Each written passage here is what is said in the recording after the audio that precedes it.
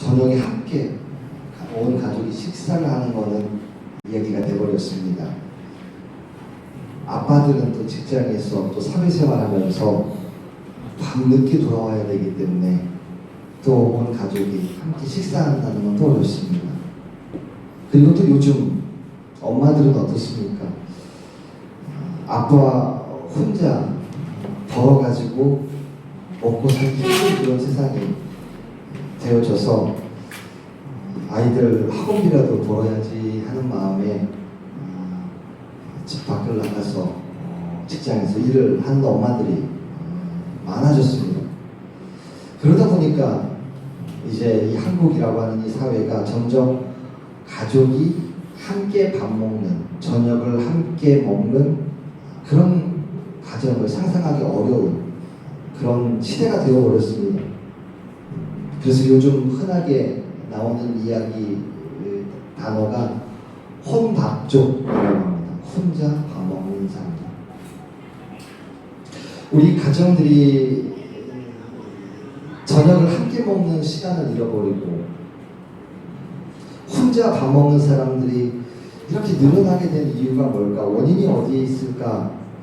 우리 교회에서는, 우리 신학적으로는, 또 성경적으로는 이걸 어떻게 이해할 수 있을까 생각해 보니까, 하나님이 세상을 만드셨고 하나님이 세상을 창조하셨는데 그 창조의 질서가 자꾸 파괴되면서 생기는 문제가 아닐까 하는 생각을 하게 됐습니다. 본문을 보시면 하나님은 천지를 창조하시고 안식하셨다라고 기록되어 있습니다. 일하고 쉬셨다.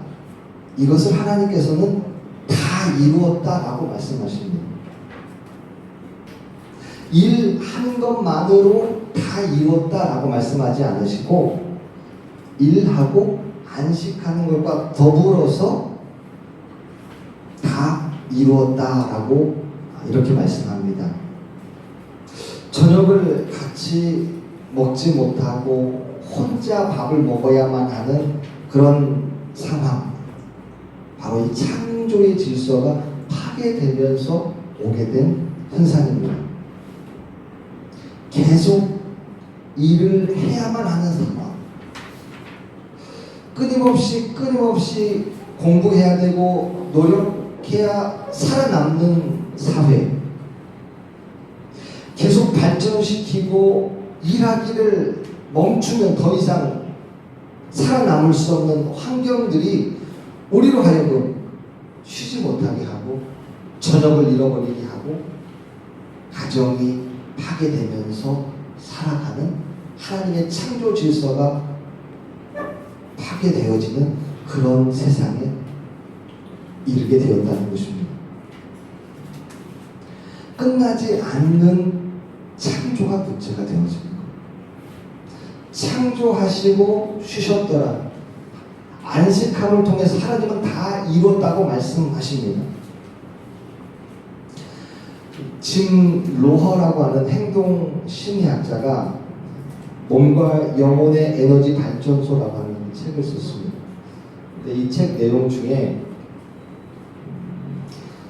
세계적으로 그 테니스 프로 테니스 선수들 중에서 탑 랭킹에 드는 그 선수들하고 조금 밑에 있는 하위 그룹에 속인 선수들하고의 그 차이를 연구를 했습니다.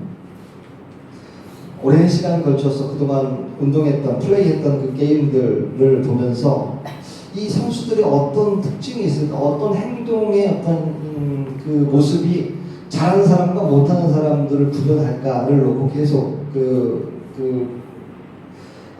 경기 장면을 보면서 분석을 했습니다. 그런데 게임에는 잘하는 사람과 못하는 사람들, 프로의 탑 클래스에 있는 사람들과 그 밑에 있는 클래스 사람들의 차이가 별로 없더라는 겁니다. 그런데 유심히 그 경기 장면을 보면서 발견한 게 뭐였냐면, 최고의 그 선수들은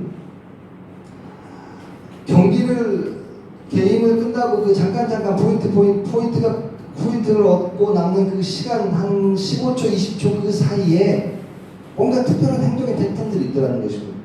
그거는 고개를 갸우뚱거린다든지 어깨를 추스린다든지 눈을 감거나 눈을 어디 한 곳에 집중하면서 뭔가 자기 자신만의 그 상황을 이길 수 있는 어떤 특별한 행동 패턴들이 있더라는 것입니다. 그래서 그 선수들에게 심전도 측정 장치를 원격 조정할 수 있는 분석할 수 있는 장치를 달고 보는데 그 잠깐 경기에서 경기가 지나 넘어가는 그 한 15초에서 20초 사이에 그 순간순간 이 그 분당 심박수를 보니까 보통 다른 선수들보다 20 정도가 더 밑으로 떨어지더라는 것입니다. 훨씬 더 안정을 취한다는 것입니다. 다시 말하면 경기와 경기 중간에 뭔가 자신의 그 스트레스를, 자신의 그 에너지를 분출했던 그것을 다시 회복할 수 있는 어떤 특정한 행동 패턴들이 있더라는 것입니다.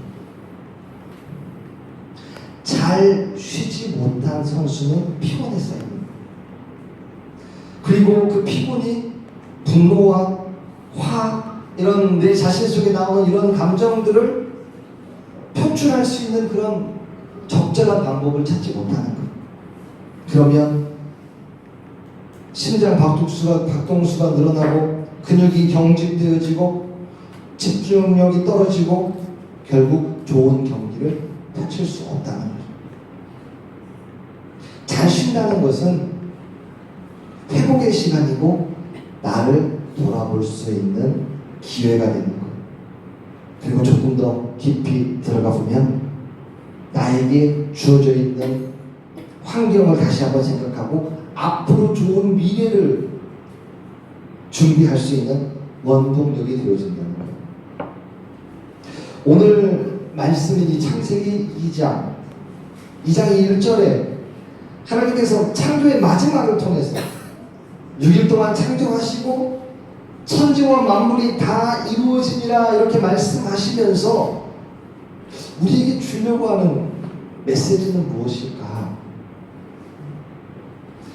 이라는 것은 하나님의 창조에 함께하는 거예요. 전통적으로 우리가 일한다라고 하면 조금 천한 것으로 인식했었던 것 같아요. 머리로 일하는 건 신성하지만 몸으로 일하는 건 천한 사람들이 하는 거다라고 일반적으로 그렇게 생각해 왔었어요. 어디서 이게 왔을까 여러모로 생각해 보니까 아마도 헬레니즘 문화에서 영혼은 선한 것, 그리고 육체는 악한 것, 그 이분법적인 그 생각 속에서 이 일하는 것은 몸으로 하는 것이기 때문에 천한 거다라고 하는 그런 생각이 나오게 되지 않았을까 생각해요. 우리 살고 있는 이 인도의 그 힌두 그 카스트 제도에서도 보면 브라만은 머리를 상징해요. 그리고 그 브라만, 그 머리를 상징하는 브라만은 사람들을 가르치는 역할을 해요. 그런데 저 가장 하층 그 카스트인 수드라를 보면 손과 발을 상징해요. 다시 말하면 일을 하는 천한 사람으로 구분해 놓았다는 거예요. 성경에서도 보니까 사람이 일을 하게 된 이유를 선악과를 먹으면서 하나님께서 벌을 주었는데 남자는 땅은 너로 말미암아 저주를 받고 너는 내 평생에 땀을 흘려 수고하여야 그 소산을 먹으리라. 그러니까 일하는 것을 죄의 결과로 그 벌로 이해하게 되니까 일하는 것을 천한 것이라고 생각해 볼 거예요. 그러나 하나님이 세상을 창조하실 때 하나님이 일하셨어요. 하나님이 일하심을 통해서 이 세상이 창조되어졌다는 거예요. 하나님이 6일 동안 일을 하시고 난 다음에 뭐라고 말씀하시느냐면 우리가 너무도 잘 아는 말이죠. 보시기에 좋았더라. 다시 말하면 그 일한 그 자체를 하나님께서 좋아하셨다는 거예요. 그리고 그 만들어 놓은 그 상황을 보고 하나님이 좋아하셨다라고 말씀합니다. 그리고 하나님께서 우리 인간들에게 주신 우리 인간의 그 살아가야 되는 그 삶의 목적을 창세기 1장 28절 하나님이 그들에게 복을 주시며 하나님이 그들에게 이르시되 생육하고 번성하여 땅에 충만하라. 땅을 정복하라. 바다의 물고기와 하늘의 새와 땅에 움직이는 모든 생명을 다스리라. 다시 말하면 생육하는 것, 이것이라는 거예요. 그 우리가 살아갈 목적이죠. 번성하는 것, 일하는 거예요. 땅을 충만하게 하는 것, 일하는 것. 땅을 정복하고 관리하고 다스리는 이 모든 것들이 다 일하는 거에 속해 있는 거예요. 그래서 하나님이 일하시니 우리도 일한다. 예수님 말씀하셨죠. 아버지가 일하시니 나도 일한다. 데살로니가전서에서는 누구든지 일하기 싫어하거든 먹지도 말라. 고린도전서에서는 그런즉 너희가 먹든지 마시든지 무엇을 하든지 다 하나님의 영광을 위해서 해라. 이렇게 말씀하고 있어요. 다시 말하면 일하는 건 신성한 거고 일하는 건 아름다운 거예요. 그런데 일 중에서도 거룩한 일이 있고 고통을 주는 벌과 같은 일이 있어요. 다시 말하면 어떤 일 속에서 보면 그 일은 거룩한 일이 되어지는데 어떤 일은 마치 고통이고 벌 받는 것 같은 그런 일들이 있다는 거예요. 우리가 많이 들어본 예화인데요.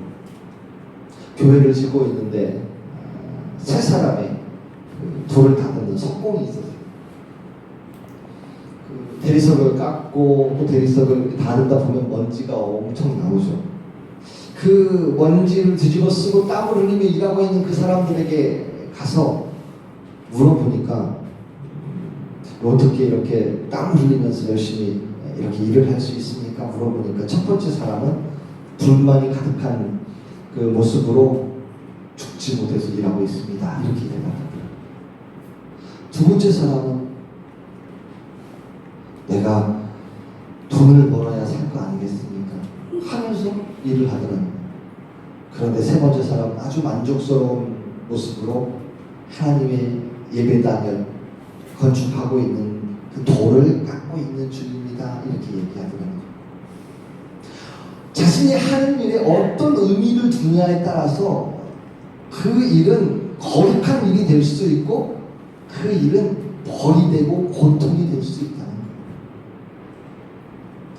일하는 것에 의미가 있으면 하나님의 백성이 되어줄 수 있지만 일하는 것에 의미를 찾지 못하면 그 사람은 뭐가 돼요?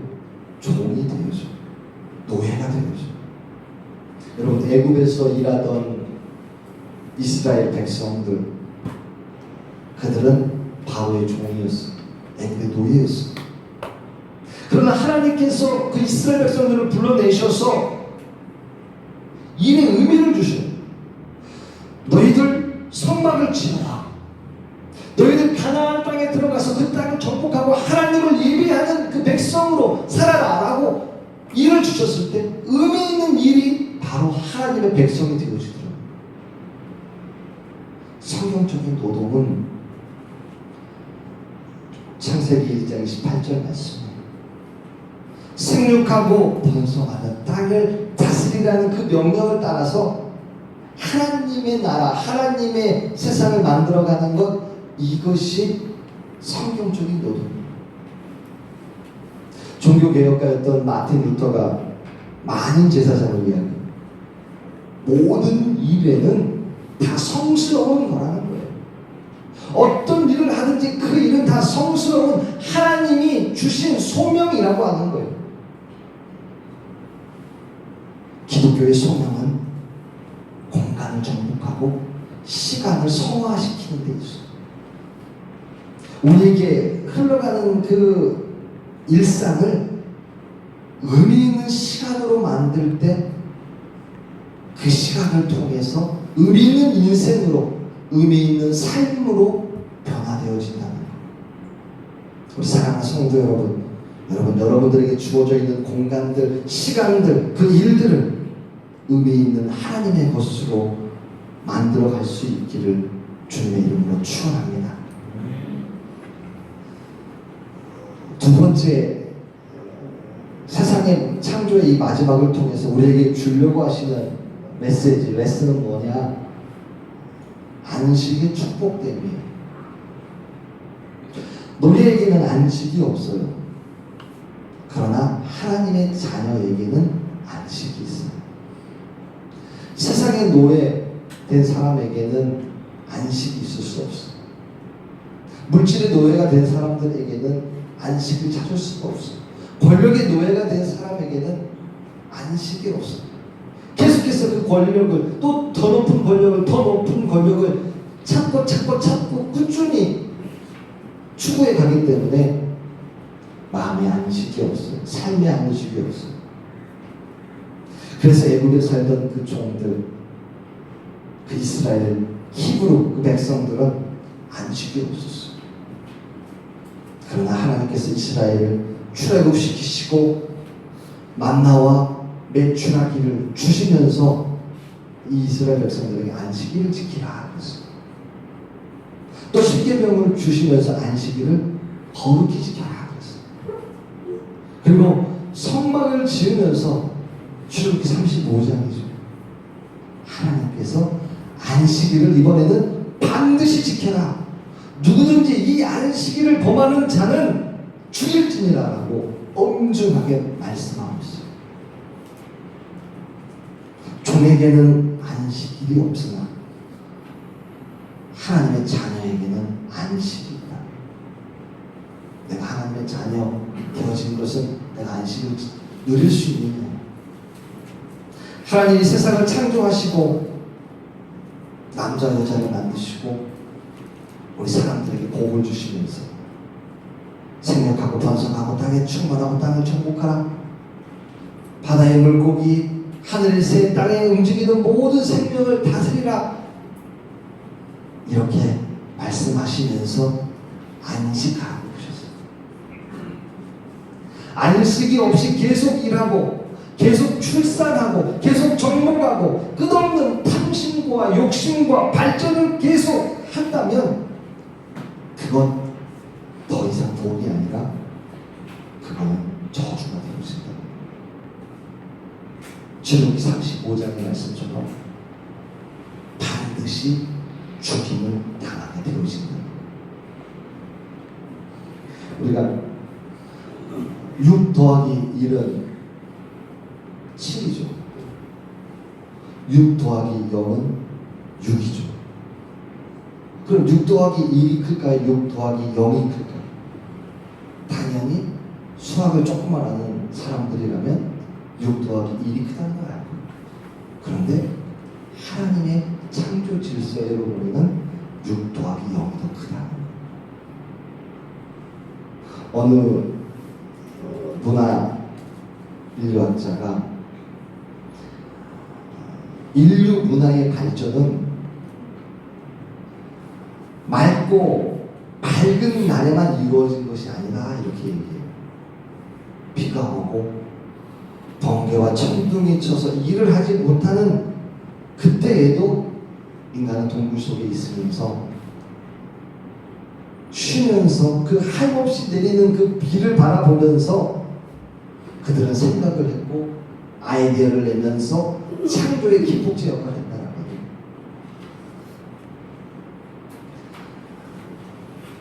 영국의 옥스퍼드 대학의 의과대 연구팀이 어린 아이들과 어른들의 웃음 숫자를 분석을 해봤어요. 그랬더니 어린 아이는 하루에 400에서 500번 정도 계속 웃는다는 거예요. 근데 성인이 되고 장년이 되면 하루에 웃는 횟수가 불과 15번에서 20번밖에 되지 않더라는 거예요.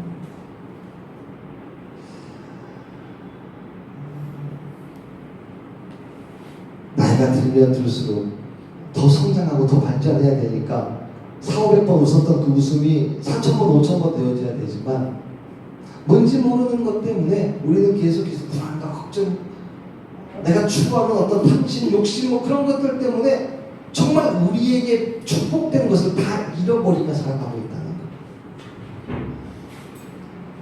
걱정이라고 하는 것은 것을 보니까요.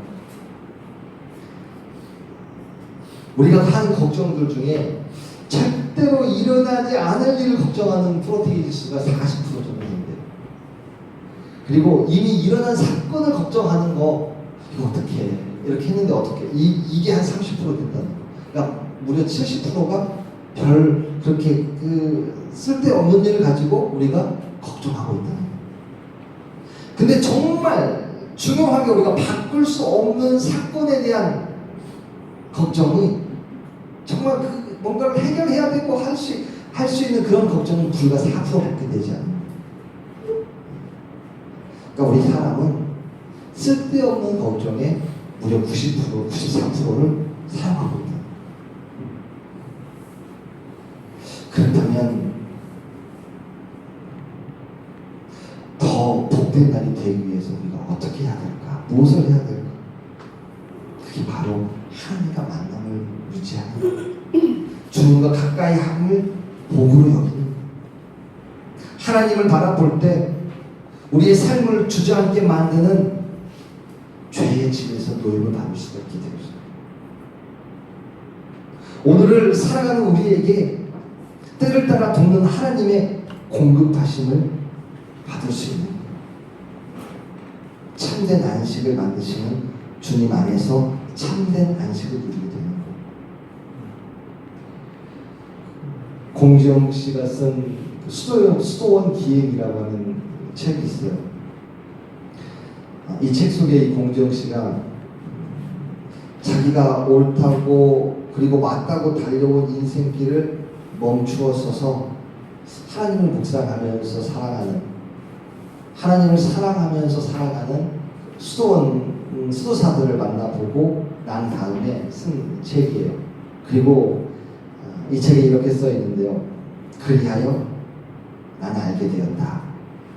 신께서 나를 위해 나를 계기해 주시고 바람을 잠자게 해 주시며 결국 이 모든 땅 우주 만물을 지어 주셨음을 나 공지영이 아니라 당신이 지으신 모든 나를 위해서, 나는 하나님이 왜 천지를 창조하시고 동물까지도 창조하시고 당신 스스로 하나님 보시기에 참 좋으셨다 해놓고 이 골칫덩어리 인간을 만들었는지 어렴풋하게 알 것 같았다. 내가 사랑한 사람을 만나 왜 아이를 낳고 싶었는지 알게 되었듯 그렇게 알 것 같다. 하나님은 나를 기다려주신 것이다. 18년 동안 물끄러미 바라만 보면서 당신이 가진 전지전능의 능력을 오직 기다리는 데 사용하신 것이다. 왜 사람을 지으셨냐고 하나님을 원망하고 나 자신을 미워하며 오랫도록 헤매어 다니던 한 사춘기 소녀의 영혼에게 하나님은 이제야 대답을 주신다.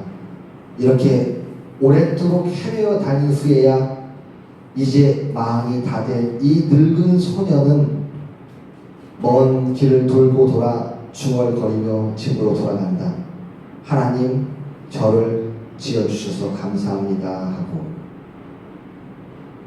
우리가 잠시 멈춰서 내가 추구하고 내가 바랬던 그 방향대로 살던 그 순간에서 잠시 멈춰서 주님 안에서 안식의 의미를 찾을 때 우리는 우리가 추구해왔던 끝없는 탐욕과 욕심을 벗어나서 진정한 우리를 축복하시기 위해서 주신 귀한 것들을 발견하게 되어지는 거예요.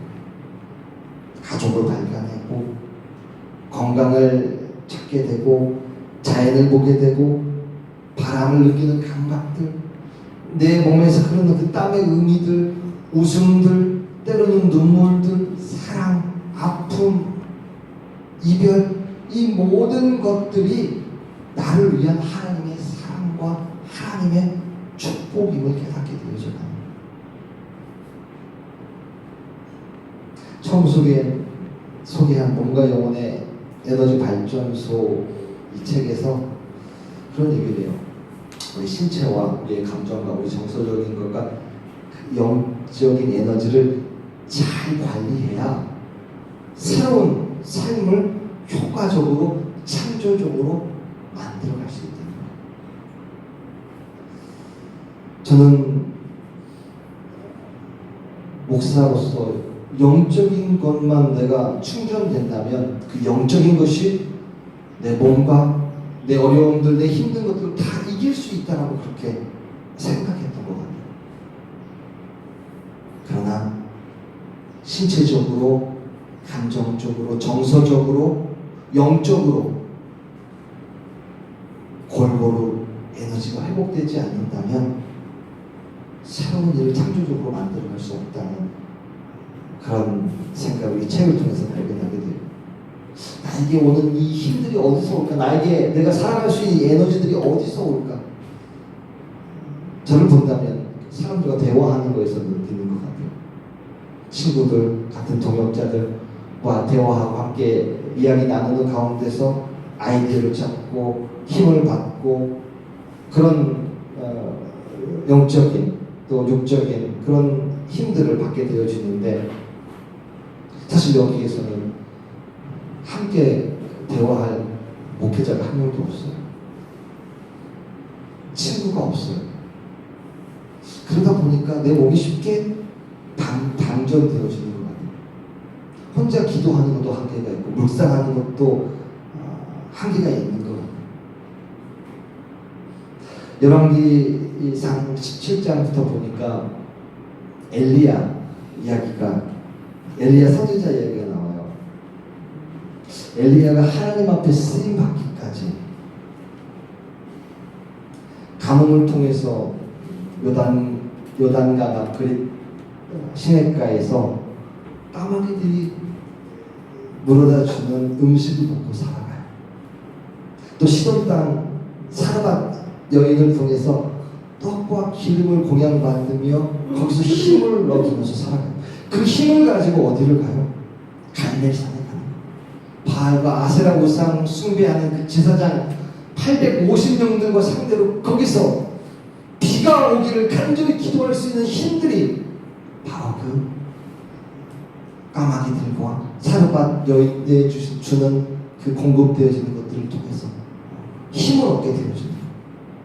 그것으로 비가 올 때 아합 왕보다 더 빨리 이스라엘까지 달려가요. 그래서 비를 바라보게 되는데 근데 이사벨 왕후가 엘리야를 죽이겠다고 하니까 그 협박을 감당할 힘이 없었어요. 다시 영적으로, 다시 육적으로, 다시 무너져 버리더라고요. 갈멜산에서 그 바알의 선지자들, 아세라 우상의 제사장들 850명과 싸워서 이겼는데 노뱀나무 밑으로 가서 죽기를, 차라리 이렇게 살면 죽겠습니다, 이렇게 하는 거예요. 죽기를 청하는 거예요. 그때 이 엘리야를 구한 것은 하나님이 보내준 천사예요. 천사가 구운 떡과 물을 주면서 이렇게 세우는 거예요. 그래서 그 40주야를 하나님의 거룩한 산 호렙산에 갈 수 있는 힘을 받게 되어집니다. 그리고 호렙산 동굴에 거하면서 거기서 힘을 받게 되어지고 회복을 받게 되어지면서 하나님이 주시는 사명과 비전을 행할 수 있는 능력을 그 안에서 받게 되어집니다. 저는 주일을 준비하면서 우리 교회에 오시는 여러분들이 엘리야처럼 힘들고 지친 몸이 회복되고 분주한 바쁜 삶들이 예배를 통해서, 교회를 통해서 까마귀가 주는 떡과 고기, 사르밧 여인이 주는 떡과 기름, 그리고 하나님의 천사가 공급해 주었던 구운 떡과 물을 통해서 여호와의 호렙산 이곳 교회를 통해서 육체적으로, 마음적으로, 영적으로 회복되어져 가기를 간절히 소망합니다. 우리가 드리는 이 주일 예배가 진짜 쉼이 되고요, 안식이 되기를 축원합니다. 오늘 오늘 이 주일 예배를 통해서 여러분들 분주했던 삶들, 육체적인 고단했던 육체적인 힘든 것들, 하나님과 거리가 멀어졌다면 영혼이 회복되어지고 육체가 회복되어지는 그런 참된 평안과 샬롬의 축복이 임할 수 있기를 주님의 이름으로 축원합니다. 하나님, 저희들 이 땅을 살아가면서 하나님 이 세상을 창조하신 그 창조 질서에 내 몸을 맡기고 내 삶을 맡기며 하나님과 함께 믿음을 맞춰 살아가게 하여 주시옵소서. 하나님, 쉬지 못해서 안식하지 못해서 하나님 나에게 주시는 일들을 감당하지 못하고 때로는 그 일의 노예가 되어서 세상의 노예가 되어서 살아가는 그런 안타까운 일도 없게 하시고 하나님의 백성으로 하나님 주신 안식을 누리며 하나님 맡겨주신 일들을 잘 감당하는 사명의 하나님 자녀들 되게 하여 주시옵소서. 죄성을 찾은 이 발걸음들 하나님 축복하시고 오늘 이 말씀을 통해서 하나님 뜻대로 하나님의 명령대로 살기를 소원하는 하나님의 귀한 성도들에게 믿음과 확신을 더하여 주시옵소서. 감사드리며 사랑 많으신 예수님 이름으로 기도드렸사옵나이다.